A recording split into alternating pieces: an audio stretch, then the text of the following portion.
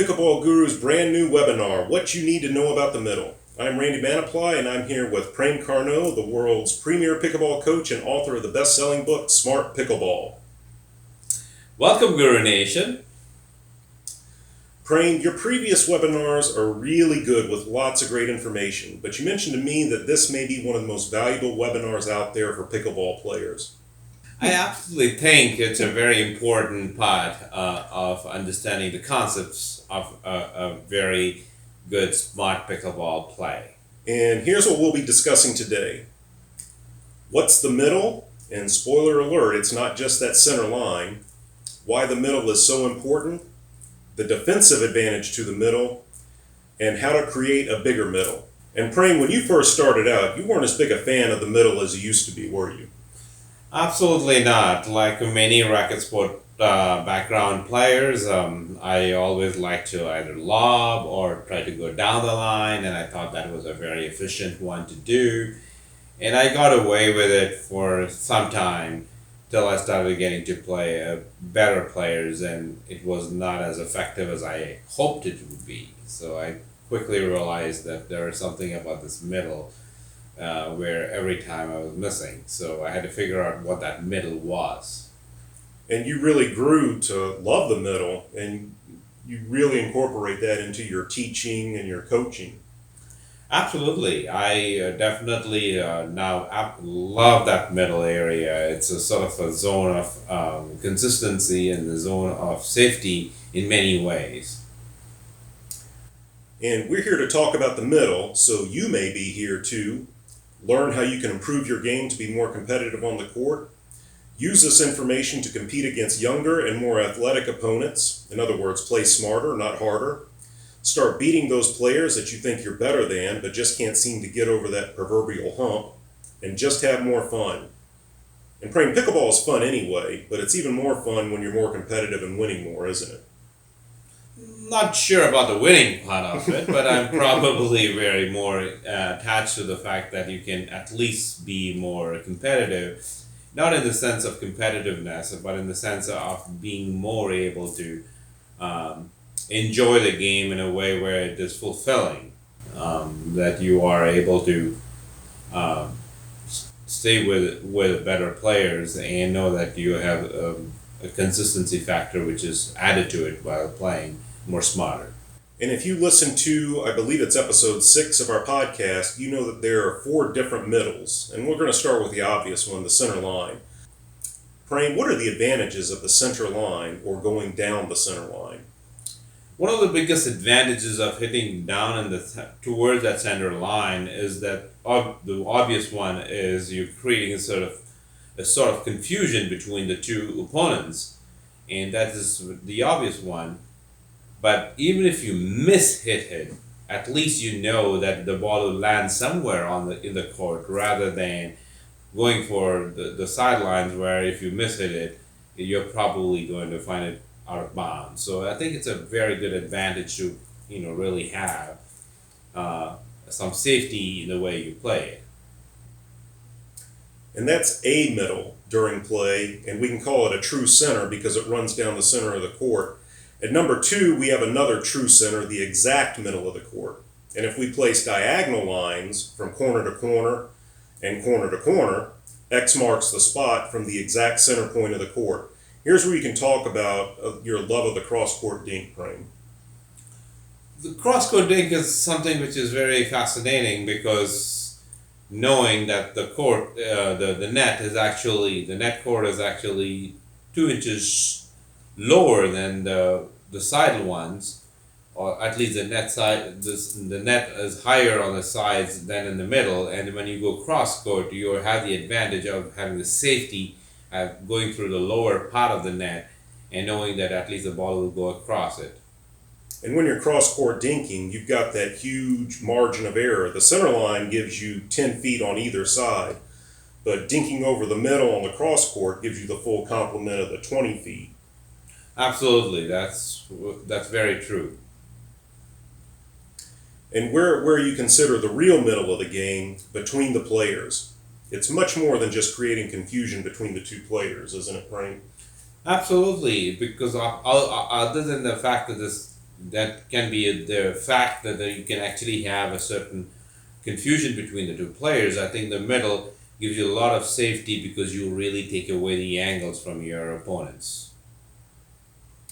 And we'll talk about this middle later, but first, the fourth and final middle, similar to what we just talked about, so maybe it's 3A as opposed to number 4, and what I refer to as the crease.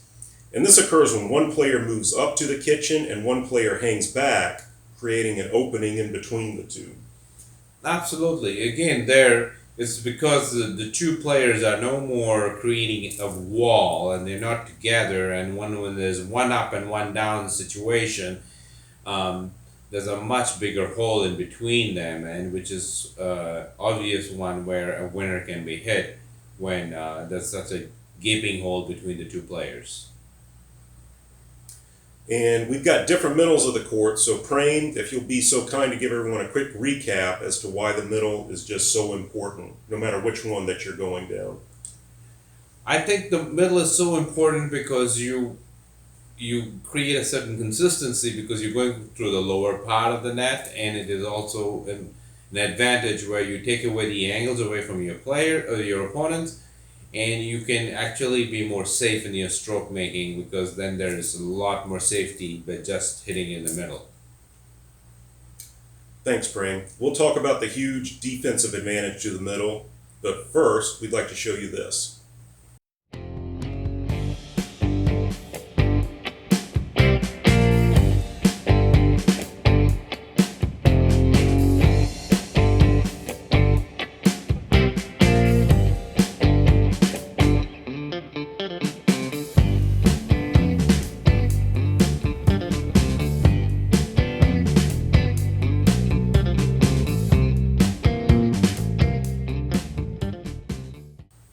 Now we're at the portion of the program where we discuss the defensive advantage of going to the middle.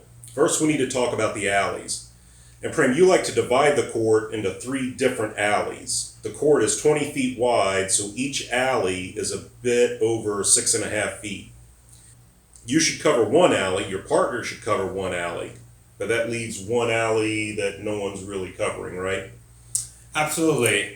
In fact, I often call it as like dividing the court into thirds. 1/3 is one alley, or the 1/3 is the other alley, and the other one is the middle one. And so I generally tend to say wherever the ball is dictates your positioning. So wherever the ball is, if the ball is in front of one alley, and the person directly in front of has to be in front of that one alley, and the other person has to cover the middle alley. So there's always a 2/3 covered and a 1/3 left. Because why? Simply because the 1/3 is generally the lowest percentage shot, and giving your opponent the impossible angle to go for.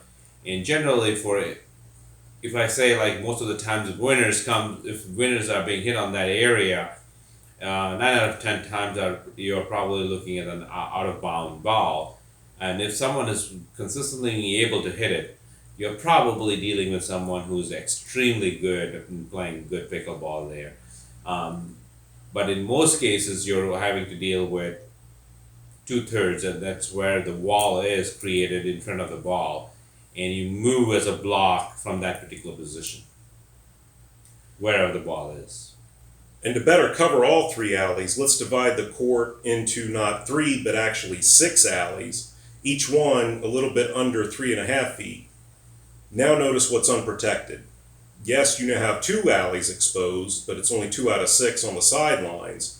But why is this a defensively advantageous here, Prane?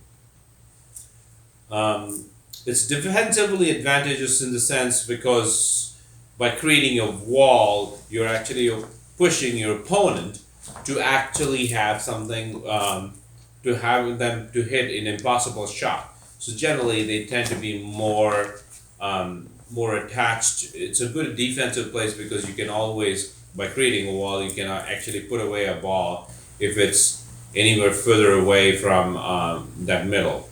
But you had to really, really be very sure of covering that strong position between the two. And you manage to keep the ball going to the middle, you're cutting off a lot of options for your opponents. And you and your partner don't have to shift as much Plus, you can more effectively create that wall to at best cover virtually the entire 20 feet, and at worst, making your opponent's openings the lowest percentage shot available if they're looking for an opening.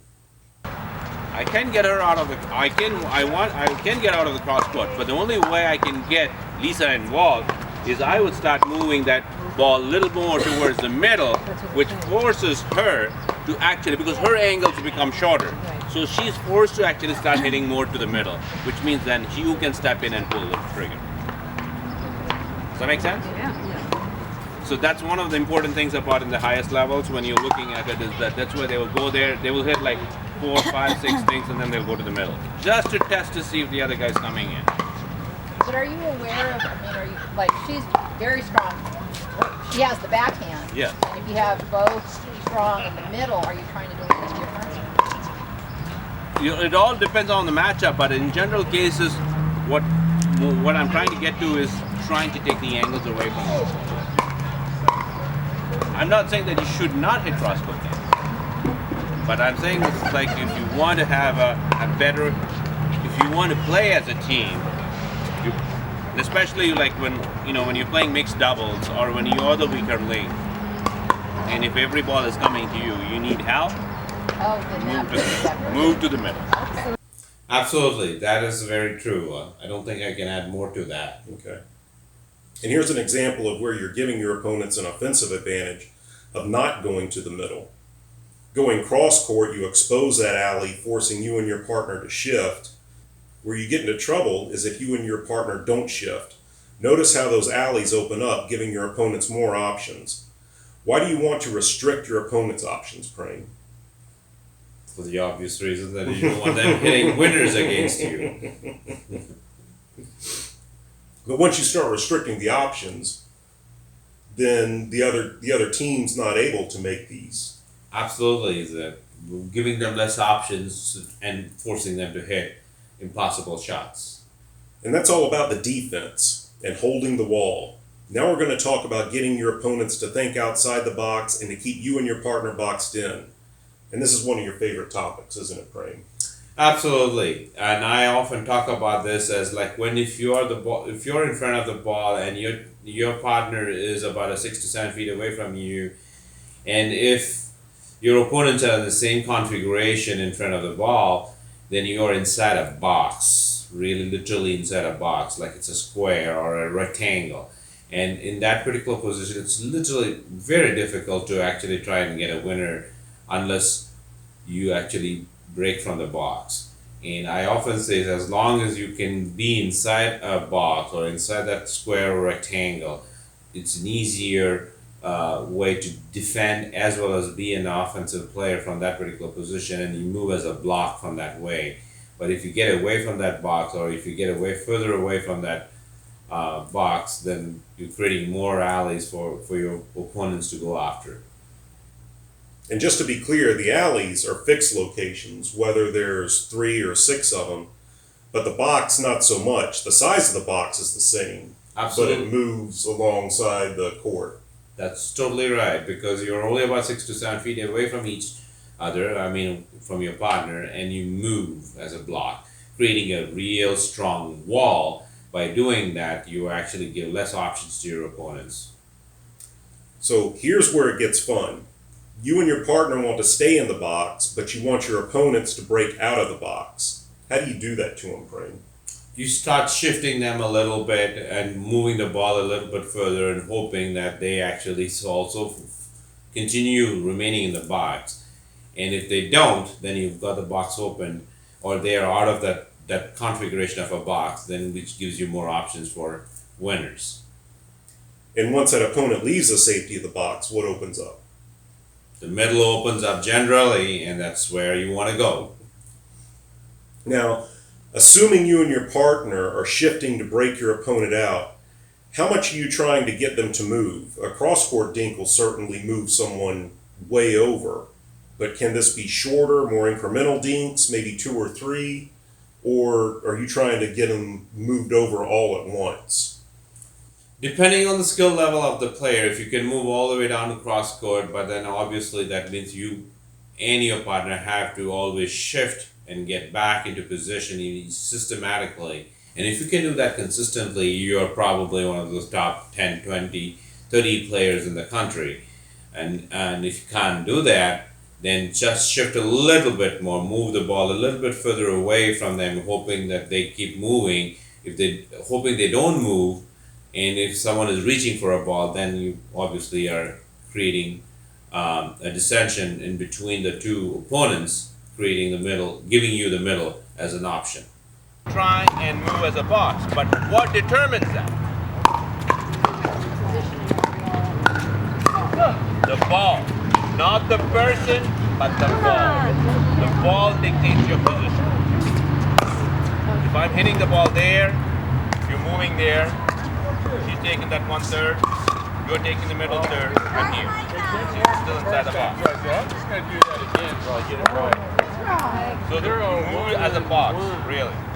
But don't worry about where your opponents are, worry about the fact that you are actually in front of the ball, always. It's safely, yeah.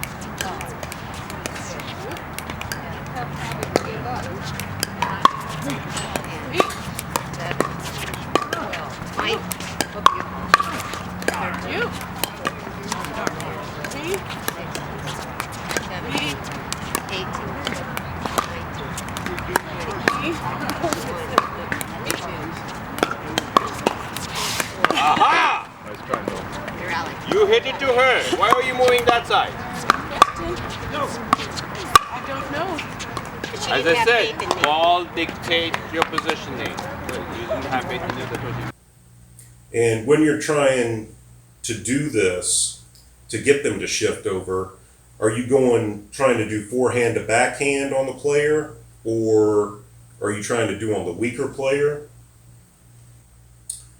Depending on what skill levels you're looking at, generally in the lower levels, you're just trying to shift them a little bit out to see if they move, and if they don't, then you know what you can do with it. But generally, for higher and good competitive players, you're going to shift a lot more out to the corner and see if they keep moving and coming back. And generally, it might take a long time. It might take 50 or 60 dings to get there. But ultimately, at some point, the legs are going to get weary and tired, and then they might probably make just a slight mistake by being a little late on a ball, and that is enough for you to actually get the opening you wanted. And one of the things that you really like to say is you don't need to hit winners. And when you talk about that, you're talking about big, powerful overheads or hard shots. When that middle opens up, how big a middle do you need? The players are 6 to 7 feet apart, assuming they're following your 1/3, 1/3, 1/3 coverage, or they're covering the 2/3 coverage, leaving the one exposed. Is it a foot? Is it a yard? Is it? Once they're away about 1 to 2 foot away from each other, more than the designated 6 to 7 feet, then I would probably say that's the time you really want to go for that middle, and because then it's definitely being exposed. And if it's a high enough ball, then definitely go for it.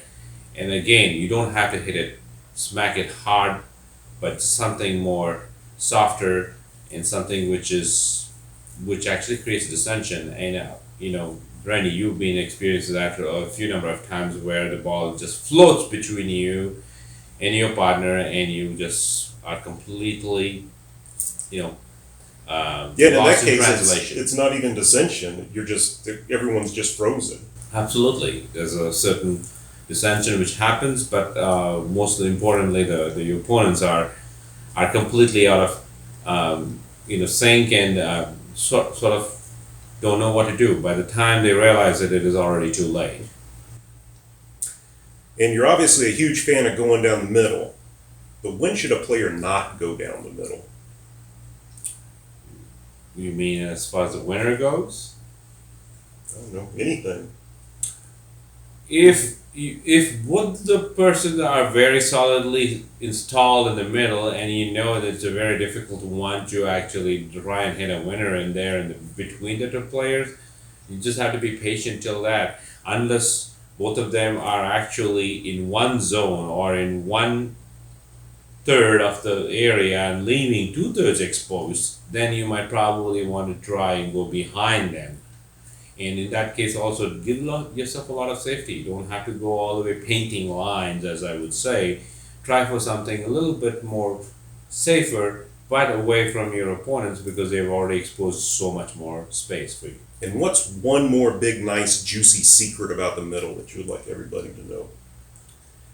What I like about the middle is that no matter where you are on the court, and it's a fun space because there's much you can do in the middle because by taking away the angles away from your opponents, by hitting in the middle, the angles are actually shortened. So that means they are forcing your opponent also to hit somewhere in the middle, which gives, in case if you're playing a more competitive play, the dominant player is able to step in and get that ball, can grab a ball, even if it is not in their zone, they can grab a ball easily because the angles are not there. They are not actually left stranded. So in a situation where you feel that you're not getting a lot of balls, maybe you should ask your partner to start trying to dink a little bit more into the middle, and so that forcing your opponent also to start hitting more towards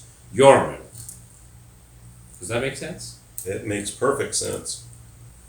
One of the things I'd like to add is you mentioned the U.S. Open finals with Matt Wright, Kyle Yates, Dave Weinbach, and Marston Respetsky. And there was a lot of shots down the middle on that one. Absolutely, and in fact, I would recommend people who actually watch a lot of YouTube videos of competitive play. You'll be surprised how many winners are actually in the middle. Very rarely you will see some, down the lines. And anytime you go to a very sharp angle, you will see the round the pole shots happening a lot. They try to maybe move around, but ultimately when it comes to winning points, they mostly try to hit in between the players. The middle for me is always in between the players more than anything else. And you talk about the middle a lot at boot camp, but it's so much more. Obviously, someone comes to boot camp to be a better player, but what do they get from you at boot camp? They get a very, very specific individualized attention. And, it's a very small group, so generally it's limited only to 8 people. So each one gets a very unique experience because I really try, even if it's a program which is set in a way which is a building block program, by the time the final sessions arrive, there's a very individualized, focus which is given to their technique, to their biomechanics, to the strategies, to the concepts of how to play smarter pickleball. And you mentioned that about individualized, and conceptually, you're really focusing on each individual player. And there's a progression at boot camp that we'll talk about in a minute, but it's fair to say that it is extremely individualized. And can you give an example of a player that something worked for him that you didn't change, and an example of where you fixed something that needed to be fixed? There was a player who, I could use a different number of players because there's been so many people who have gone through the boot camp. But I can give you an example of a player who had a pretty, had a pretty classic grip to serve and to return, and it was very effective in certain ways for them in the grip they were holding. So I didn't really try and change the grip per se, but then they were struggling with certain other concepts, especially as far as dinking goes, where the ball was popping up more higher than they wanted it to.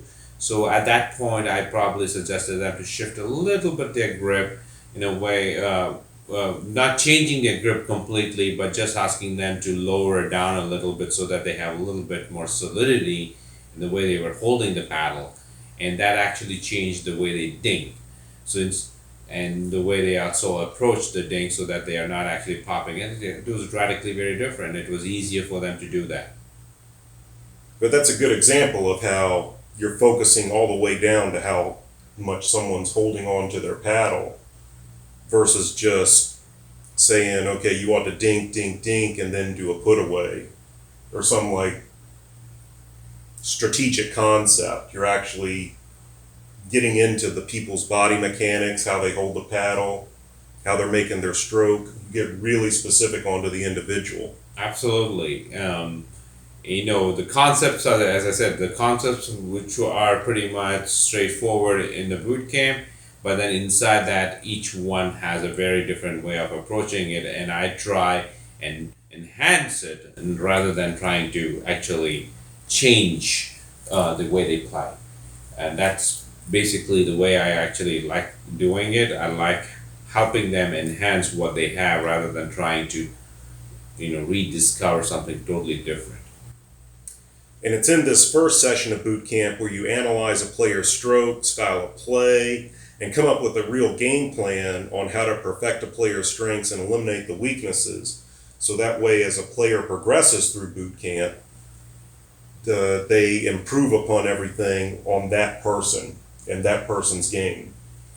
That's absolutely right. I really, really, really spend a lot of time honing on each one's individual strengths and trying to see how I can enhance it and make it even more easier for them to assimilate certain parts of the game and try to eliminate the ones which are mostly unforced errors and the type of errors which create a lot more tension in their bodies, and then try and find a way that it is easier and free flowing for them to play the game. You mentioned before how there's a progression at boot camp. And the second session is drop shot till you drop.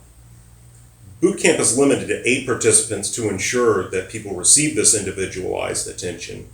In this session, I point out we're not going to make someone run laps if they miss a dink, but you don't call it drop shot till you drop for no reason, do you, Crane?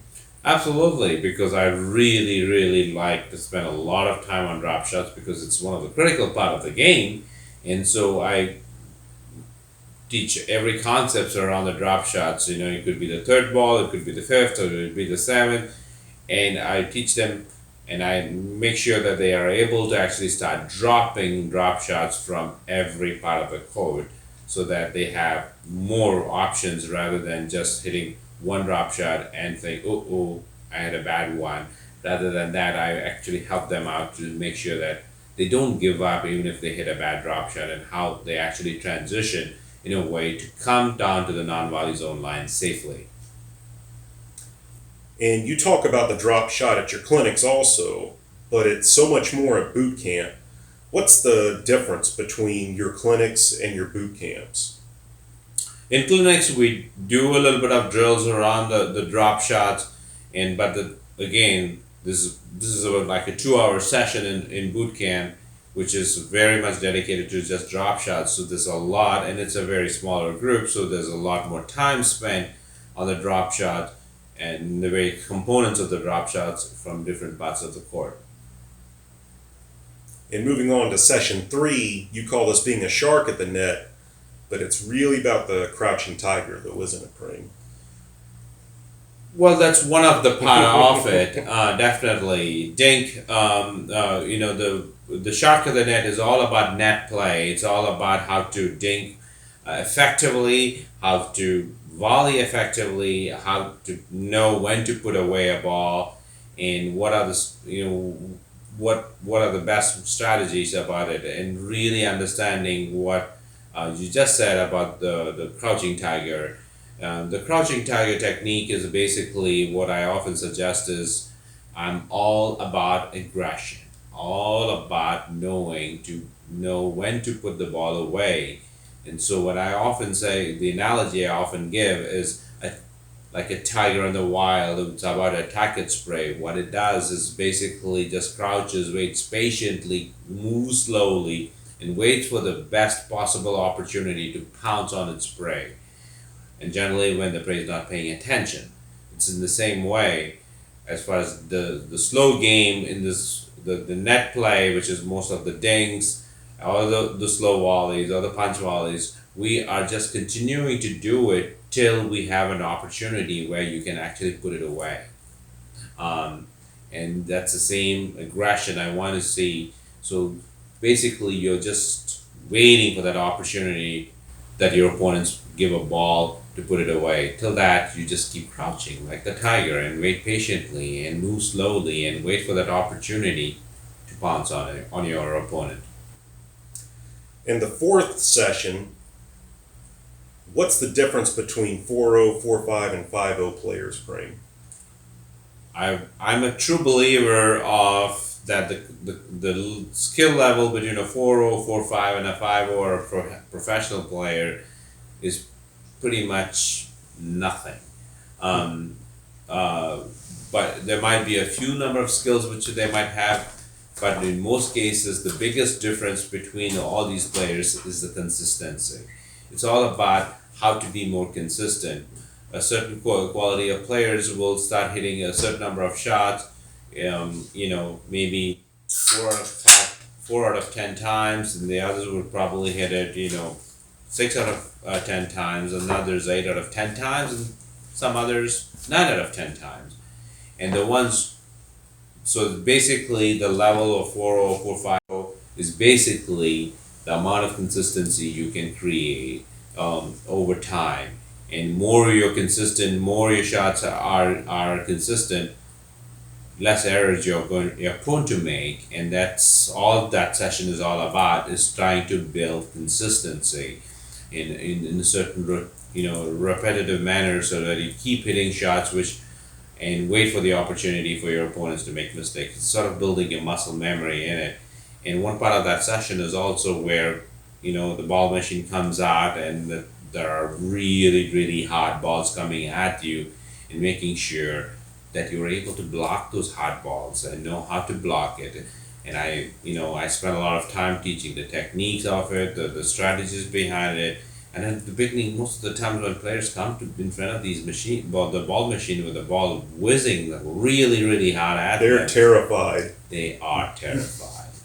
And they might probably even get hit a few times, but undeniably, after maybe 5 or 6 balls, they all of a sudden start relaxing into it, and they start enjoying it, and they start really having fun with that ball machine. In fact, most of our evaluations, answers we get afterwards is like they really enjoy that experience when they are able to no more be afraid of those hard hitting balls coming at them at their body. And what was funny about this past Saturday, I think it was Nikki that I think he usually put it on 7 out of 10, and Nikki said, "Can you turn it up?" After she was hitting like 20 of them or something like that. Absolutely, and in fact, even later after, particularly Nikki, the Sacramento comp was really terrified, and later on, actually, even in game time when she was actually playing, when people are coming hard at her, she was absolutely ready and very consistent with it, and it's a matter of joy for me to know that people are no more afraid of those hard balls, and those hard hitting players don't terrify them anymore. They have the tools to not only deal with it, now they also know how to do it. And we mentioned before the difference between the 4-0 to 5-0 players. And if you had to guess, when someone comes to boot camp, after they complete everything, how much do they move up? If they come in at a 3 or a 3.5 level, do they move up like a 0.5 or a 1.0?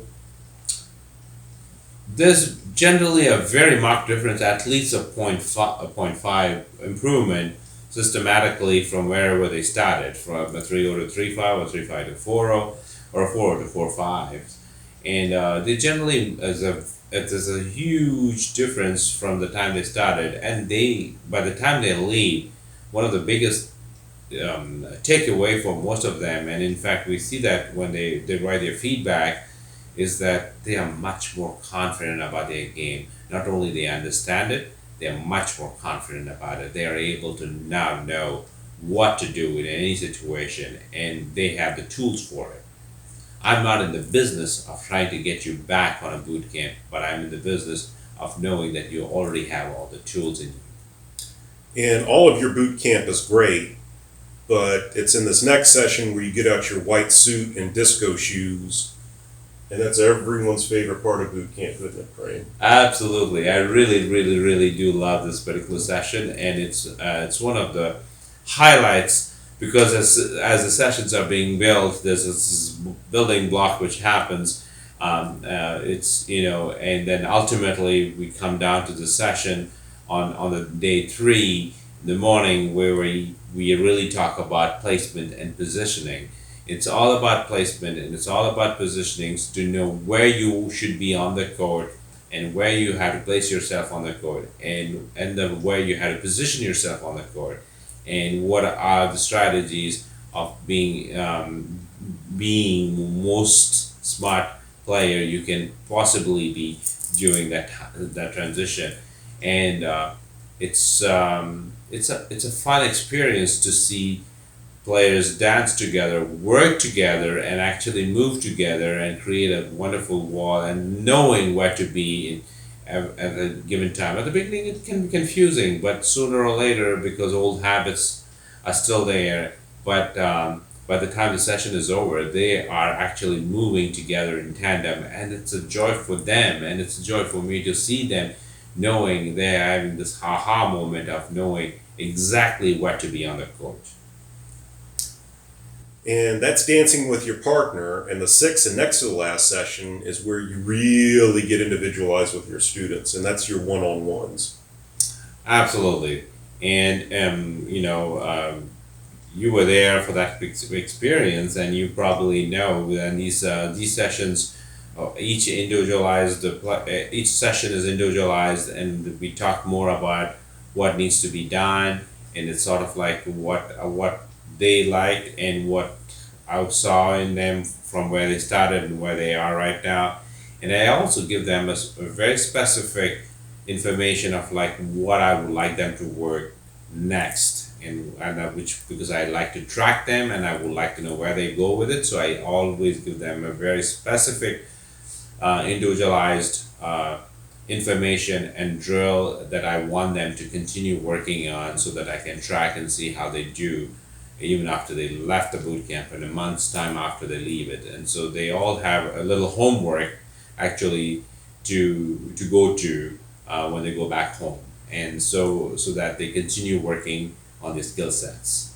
And it's generally a very satisfying one for them, and they generally get a lot of individualized attention. And as you know, the one we just did in Sacramento, which was another sold out boot camp, most of the players out there, we started off at 2 o'clock and was supposed to finish at 4 o'clock. We were there probably till 7:30, 8 o'clock. So I spent a lot of time really giving a lot of information, very individualized information for each player out there. So the 8 players got a lot of time out of me, and I'm dedicated to making that happen always.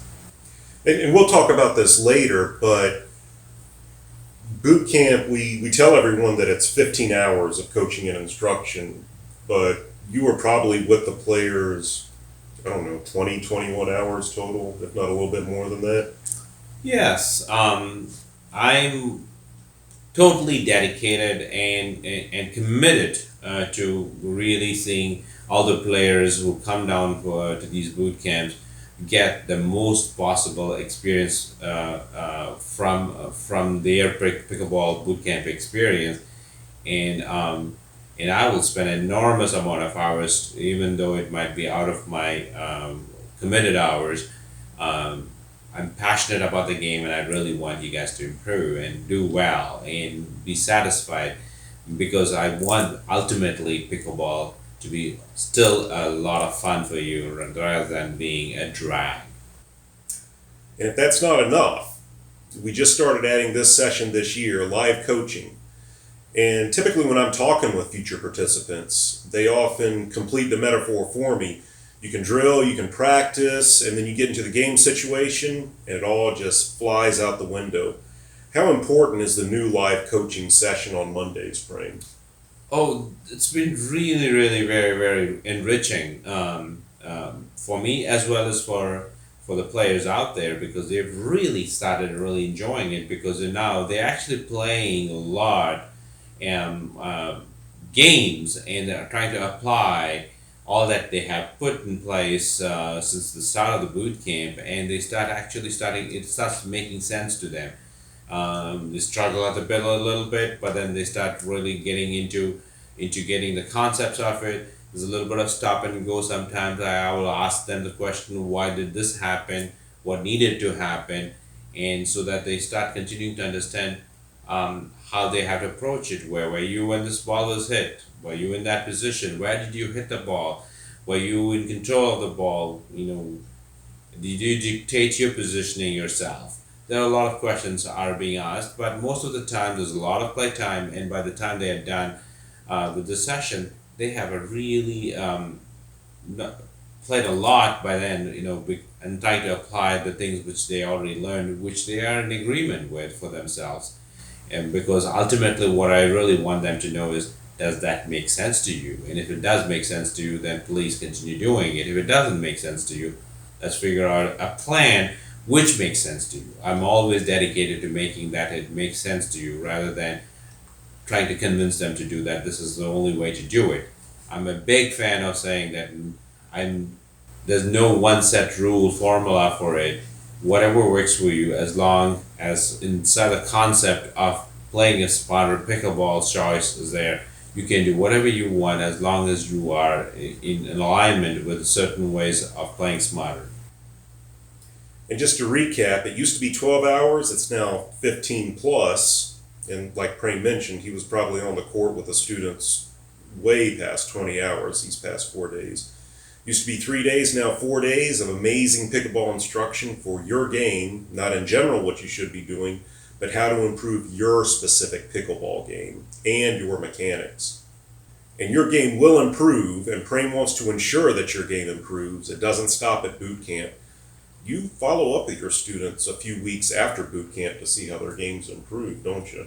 Absolutely. Since I already give them the sort of homework, I just check in with them. I want to know where they are in their progress and what they're struggling with, and if there's any other tips and suggestions or drills I need to give them so that they can actually feel more nourished by the information they already have, so that they don't get overwhelmed with it. And then that there is always that support behind that. I'm always tracking them.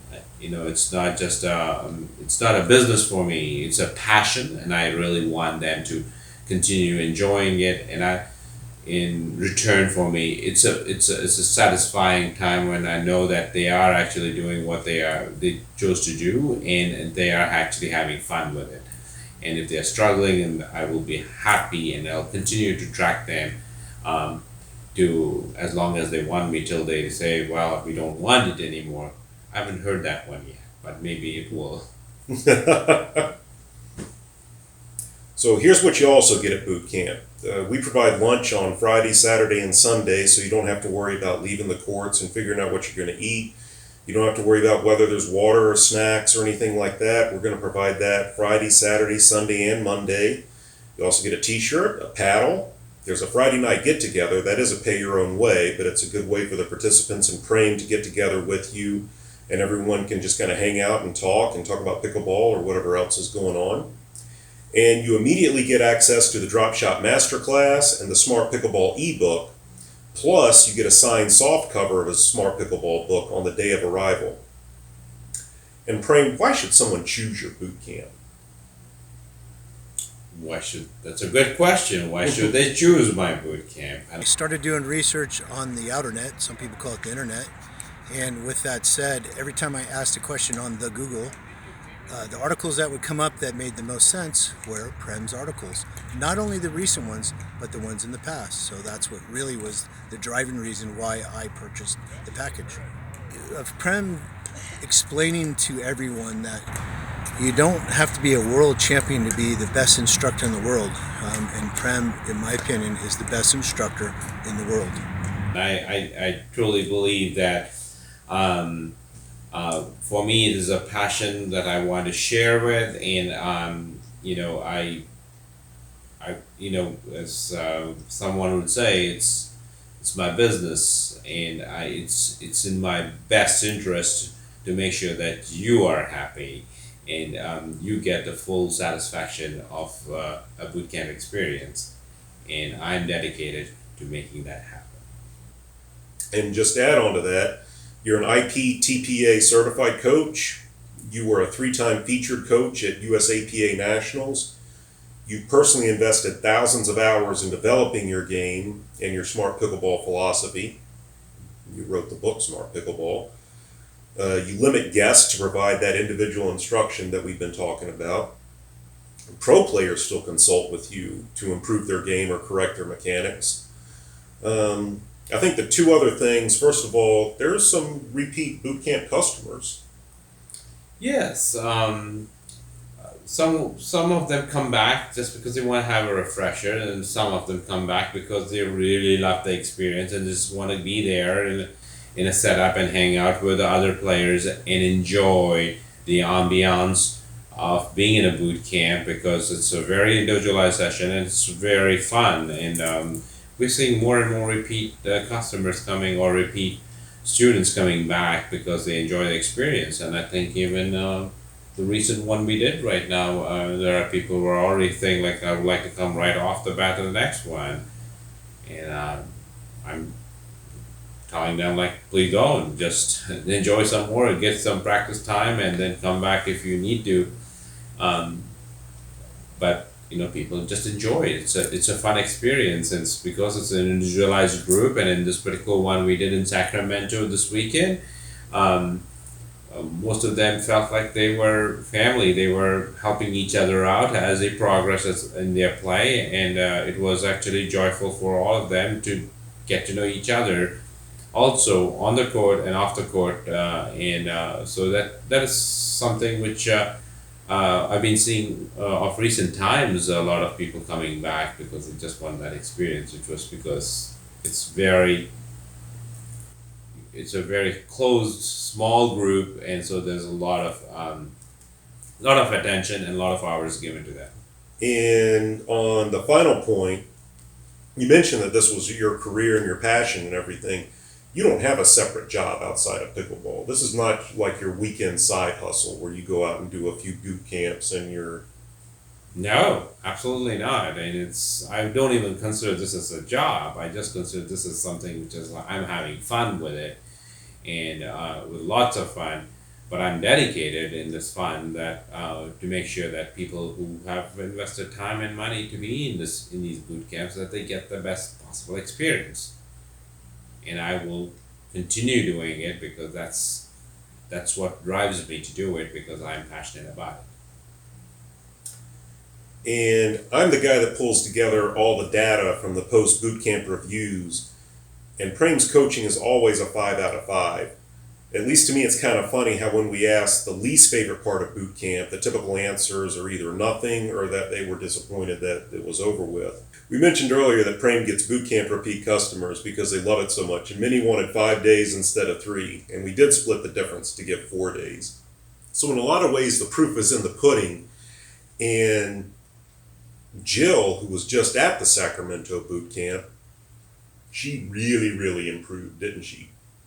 Yes, it was like a night and day from the first day she started, with her being nervous and thinking that she was the weakest of all the players, and she probably was. By the time the boot camp was over, she was hanging out with the other better players and holding her own and enjoying it. So it was a fun experience for her, and definitely she was the most improved player from the moment she started to the moment she finished. That's a fun experience, really,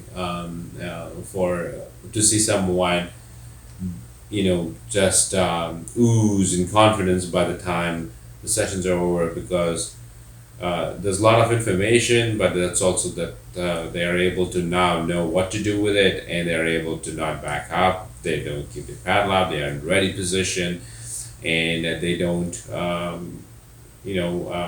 worry about being hit really hard, because even if someone's coming really hard at them, they are ready for it. And Jill did a great job, and I think by the end of boot camp, she wasn't backing up like she used to. Absolutely. I think it helped that sometimes you would walk up behind her while she was playing and gently hold her back to keep her from backing up, or Not exactly, but I was definitely behind her, and So I she would knew just you were stand on behind this. her? Besides, I would so that she, I was just being like the wall where she couldn't back up anymore, and it forced her to remain closer to the non-volley zone line, and she was able to make good progress without stepping back and giving more space to her opponents. so Prane, where and when in the world are you going to be? Well, I'll be at the Nationals coming up next month, or early next month, from November 3rd to the 11th. I'll be definitely in Indian Wells, enjoying watching a lot of good pickleball in a brand new good facility where I've watched many great tennis matches. Now I'll be watching my favorite sport, pickleball. The 2018 Nationals is happening there for the first time for many years to come. But I've never missed any nationals, and I don't intend missing. And I'm going to just lerp and watch as many matches as I can and enjoy watching all these wonderful players playing, and continue learning and honing my own skill to become a better person, but also a better coach. And then where are you going to be?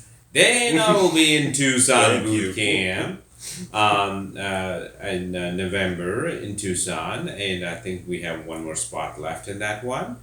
And after that, I will make my way back to Florida, which will be my home base, which has been my home base for a few months. And then January 11th, we have the Vero Beach boot camp, which we have one spot left, and there's another one in Vero Beach again in the same month, towards the end of January. I think it's January 25th, and there are one spot left also for that one.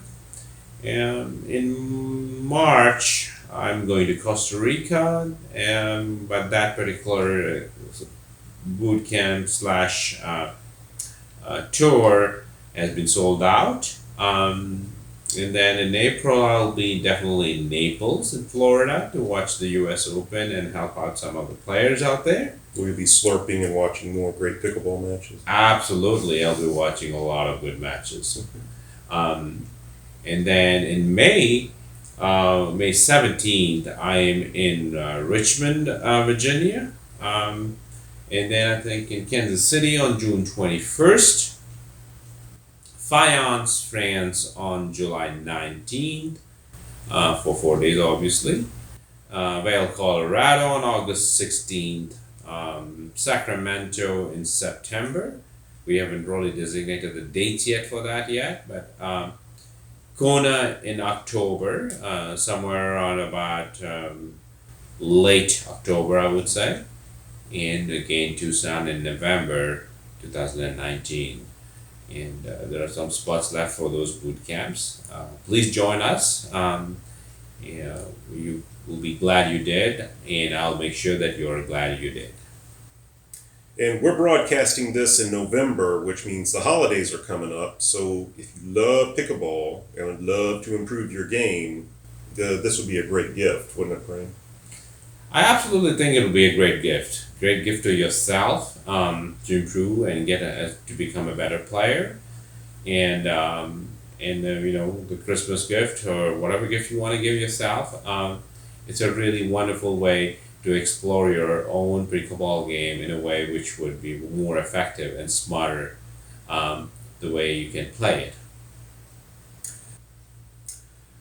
And we'll extend this past Black Friday and Cyber Monday. If you order by December 15th and use coupon code WEBINAR for the boot camps in the States, we'll knock $500 off. This is really valued at over $3,000. Normal pricing is $19.97, but using coupon code WEBINAR, you'll get your amazing boot camp breakthrough experience for $14.97. Sure, and I think, Randy, I think we should probably offer our participants, if they're coming along with their partner, a pickleball partner or their spouse, and they want to come together, I think we should probably knock off some more and give them a discounted rate so that they come together as a team, and then I think we could give them a little bit more discount too. Sure thing. And here's where you can register. Go to www.pballbootcamp.com or www.pickleballguru.com/bootcamp. They will take you to the exact same page. Or if you would prefer to sign up over the phone, or as Prem mentioned, interested in a partner discount, please don't hesitate to give me a call on 703-459-0001. We'll keep the webinar code up through December 15th, but keep in mind these are filling up. We've already got participants signed up for Richmond in May and Vail in August, and there's only one space left in the next 3 boot camps that we have: Tucson, Vero Beach 1, Vero Beach 2. We have 7 participants signed up already, and there's only 1 spot left for each of those. But you're not just in the States. We talked about this before. You'll be across the pond in July. Absolutely, I'll be in the country of my birth, France. But particularly, I'm not going to be in the city where I was born, or lived. It'll be in Fayence, which is a beautiful setting in the French Riviera, and some really nice, good food, but also really good pickleball experience out there.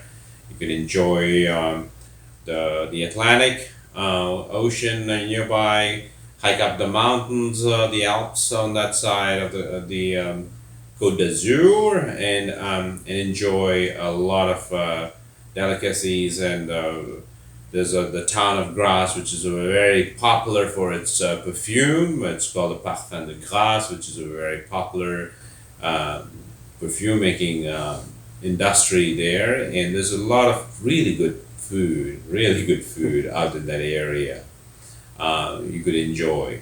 So I would definitely recommend for people to come down to Fayence for next year. Especially, it would be a really good,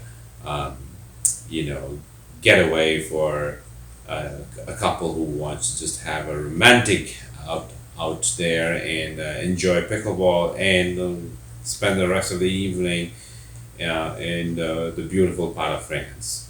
A romantic pickleball getaway. Absolutely. In Fayence, it's from what I saw on the Googles, it's like 45 minutes or an hour and a half from the French Riviera. Is it? It is. It's like meets up here, like Cannes is down here and Nice is on this side, or vice versa. I can't remember. Absolutely. It's really in between Marseille, Cannes, and Nice, so it's really in between all the areas, and it's not far away from the water. And it's up in the mountains, and it's really nicely located, and it's a very quaint little town, and it's a fun place to be. So if you have any questions about boot camp, you can contact Prem at 773-615-0478 or email him at prem@thepickleballguru. Anything else pickleball related. Or if you just want to register, you can give me a call. I am at 703-459-0001. My email address is randy@thepickleballguru.com. These are our mobiles, so you can call or text us in addition to email. And at the boot camp registration page, if you scroll down, there's a link where you can schedule a call with Prem if you like. And that registration information is pballbootcamp.com or pickleballguru.com/bootcamp. Take you to the exact same page. Like I said, any questions about registration, please don't hesitate to call, text, or email me, 703-459-0001 or randy@thepickleballguru.com. And the other thing I'll say is if you're interested in some type of partner discount, you're coming with your spouse or your pickleball partner, let me know and we'll look into an additional discount for your bootcamp breakthrough experience. And I would be remiss if I didn't mention that if you came across this webinar on the YouTubes after its original broadcast, head on over to thepickleballguru.com to sign up for Prem's newsletter, listen to his podcast, and get lots of pickleball tips, tricks, and strategies. Prem, is there anything else you would like to add? I don't think I have anything else to add. Just only one thing. Just have fun. And remember, pickleball is only pickleball. It's only pickleball. Yeah, the only thing I'd like to add is we just completed the Sacramento boot camp. We are staying at a place outside of Sacramento called the Big Red Barn, That's right. which has been fairly nice. And it's not quite midnight here on the West Coast. That's absolutely right. We had a very fun-filled 4 day of boot camp. I think we are both nice and tired. Our limbs are really tired, and probably our beds are inviting us. So thank you, Guru Nation, and thank you, Prem. Thank you, guys.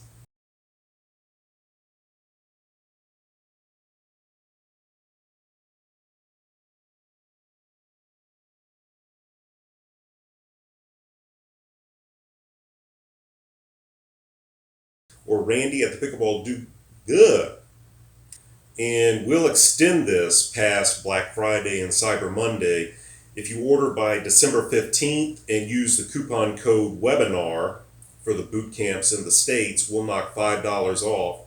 Ooh, it's not very much of a deal, is it?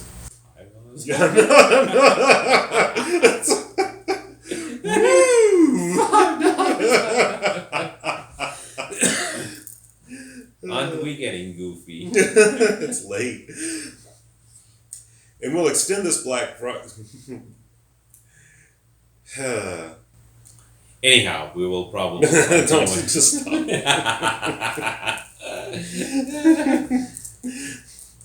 And we mentioned earlier that Prem gets boot camp repeat customers because they love it so much, and many wanted 5 days instead of 3.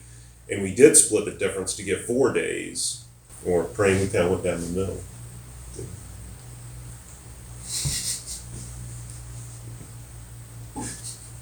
You're not looking that much amused. I didn't get that part of the middle on the 4 to 5.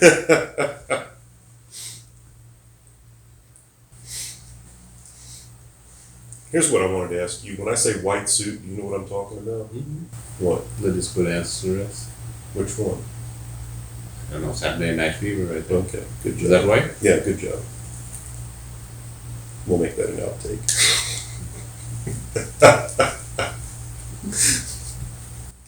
No, seriously, you don't see movies or anything like that, so I didn't know you'd seen it in that. I haven't even seen that movie either, so I absolutely think so.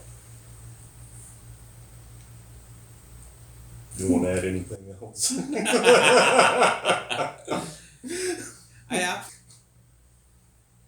see what I did there, Frank? We're at about the middle of the webinar. That's right. I put it in the middle. All right. Say something intelligent, Prem. Say something intelligent, Prem.